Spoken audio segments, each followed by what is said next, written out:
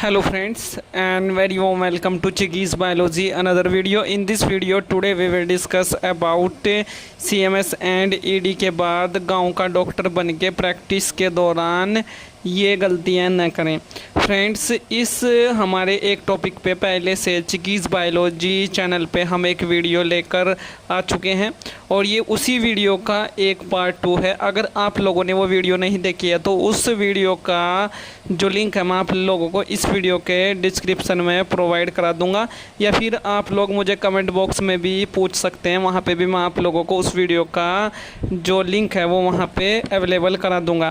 Friends, जो WHO की guidelines हैं, जो यूनिसेफ की गाइडलाइंस हैं, या जो सुप्रीम कोर्ट ऑफ इंडिया का ऑर्डर है इस कोर्स को लेके, उन्हीं सभी गाइडलाइंस या उन्हीं सभी जो एक तरह से प्रॉपर जो वहाँ पे हमारे रेगुलेशंस हैं उन्हीं के अंतर्गत आप अपनी प्रैक्टिस करें। उन सभी गाइडलाइंस से अलग कोई भी काम ना करें, क्योंकि वो आपके लिए फिर वहाँ पे ख़तरा बन सकता है। तो फ्रेंड्स, कुछ गलतियों के बारे में आज भी हम यहाँ पे बात करेंगे, जो गलतियाँ आपको इस कोर्स को करने के बाद नहीं करनी है। अगर आप एक प्राइमरी हेल्थ केयर वर्कर की तरह काम करते हैं रूरल और सेमी अर्बन एरियाज़ में एक primary health care centre open करके, तो फर्स्ट जो यहाँ पे पॉइंट है वो ये है कि किसी भी सेल्समैन से आपको मेडिसिन नहीं ख़रीदनी है। आपको एक ऑथेंटिक मेडिकल स्टोर से या एक होलसेल की शॉप से ही मेडिसिन्स को परचेज़ करना है, जहां से आपको प्रॉपर बिल मिलेगा उस मेडिसिन का। और अगर उस मेडिसिन को खाने के बाद या अगर आप किसी पेशेंट को देते हैं उस मेडिसिन को और पेशेंट को कोई प्रॉब्लम होती है या उस मेडिसिन की इंक्वायरी होती है, तो फ्रेंड्स आपके ऊपर कोई भी आंच नहीं आएगी अगर आपने उसको एक ऑथेंटिक मेडिकल स्टोर या एक ऑथेंटिक मेडिकल शॉप से ख़रीद के पेशेंट को दिया है। बट अगर आपने किसी सेल्समैन से, बहुत सारे सेल्समैन जो हैं रूरल और सेमी अर्बन एरियाज़ में आते हैं बहुत सारे CMS ED डिप्लोमा होल्डर्स के पास, और ये जो सेल्समैन होते हैं ये अनऑथेंटिक होते हैं और इनके पास कोई भी प्रॉपर रजिस्ट्रेशन नहीं होता। और अगर इनकी मेडिसिन से या इनसे ख़रीदी हुई मेडिसिन से किसी भी पेशेंट को आपके देने के बाद प्रॉब्लम होती है तो ये उसके लिए ज़िम्मेदार वहाँ पे नहीं होंगे, ज़िम्मेदार सिर्फ आप होंगे और ये आपको छोड़ के वहाँ से भाग जाएंगे।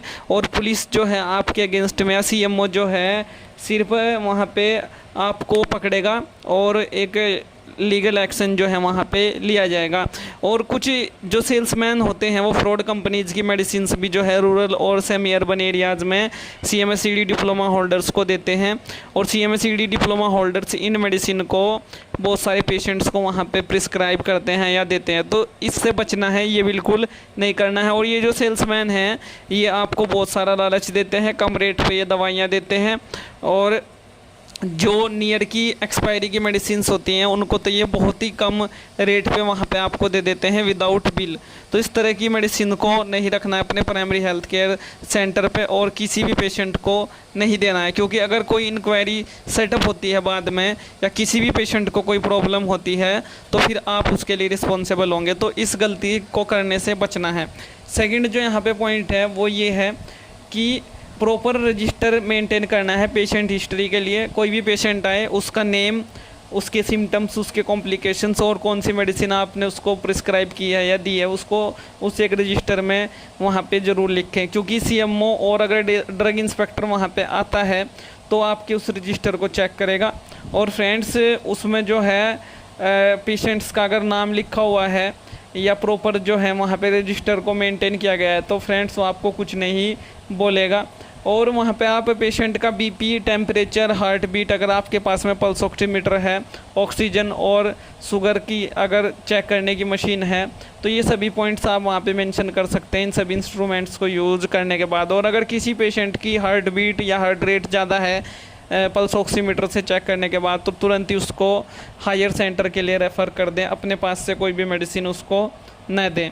और अगर किसी पेशेंट को किसी भी दवाई से एलर्जी है तो जब आप उसका नाम अपने रजिस्टर में लिख रहे हैं, जब उसके सिम्टम पूछ रहे हैं तो उसको ये भी पूछ लें कि किसी मेडिसिन से कोई प्रॉब्लम तो नहीं है, तो ये आपको पेशेंट बता देगा।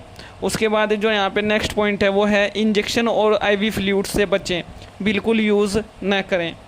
उसके बाद मरीज को न तो डांटना है आपको, अगर मरीज ने कोई गलती कर दी है उसको न तो डांटें और न ही डराएं किसी भी बीमारी को लेके। उसके साथ में एक नॉर्मल व्यवहार वहाँ पे करें, एक नॉर्मल बिहेवियर शो करें।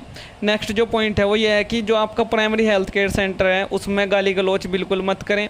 कुछ जो हमारे CMS-CD डिप्लोमा होल्डर हैं वो क्या करते हैं, अपने फ्रेंड्स को अपने प्राइमरी हेल्थ केयर सेंटर पे बुला लेते हैं और वहाँ पे उनके साथ में गप्पे और फालतू की बातें गाली गलौच करते हैं, जिससे कि पेशेंट्स के ऊपर बैड इम्पैक्ट जाता है और फिर उनके पास में पेशेंट्स आते भी नहीं हैं और उनसे दवाई नहीं लेते और उनको कोई वैल्यू वहाँ पे नहीं करते। तो आपका जो इम्प्रेशन होता है वही सब कुछ होता है जब आप इस प्रोफेशन में काम करते हैं। तो फ्रेंड्स वहाँ पे एज अ प्रोफेशनल की तरह आपको रिएक्ट करना है, इस तरह की गलतियाँ नहीं करनी है। इस वीडियो से रिलेटेड अगर आप लोगों का कोई क्वेश्चन है, कोई क्वेरी, आप लोगों के माइंड में कोई डाउट है तो प्लीज़ फ्रेंड्स उसको चैनल के कमेंट बॉक्स में टाइप करें, इस वीडियो के कमेंट बॉक्स में उसको टाइप करें और मैं आप लोगों को वहाँ पे ज़रूर रिप्लाई करूँगा। Thank you friends, thank you for watching and do subscribe the channel for upcoming videos and latest updates. Thank you friends.